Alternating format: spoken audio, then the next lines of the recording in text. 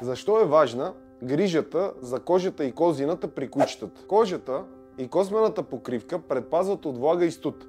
Когато стресваме своето куче всеки ден, обмяната на веществата се подобрява. Шансът да развие дерматит се намалява и функциите на органите не се влошават. При достигане на определена дължина и възраст, космите отпадат и на тяхно място се появяват нови. Тази смяна се нарича линеене. Линеенето бива три вида – ювенилно, сезонно и постоянно. Ювенилно е линеенето при новородените кученца, чието косми се сменят постепенно с други до 5-месечна възраст. При сезонното линеене смяната се извършва през пролета и есента. При постоянното линеене космите се заменят с нови непрекъснато.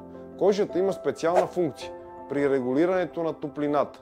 Когато е студено, кръвоносните съдове се свиват, по този начин се ограничава излъчването на топлина и обратното.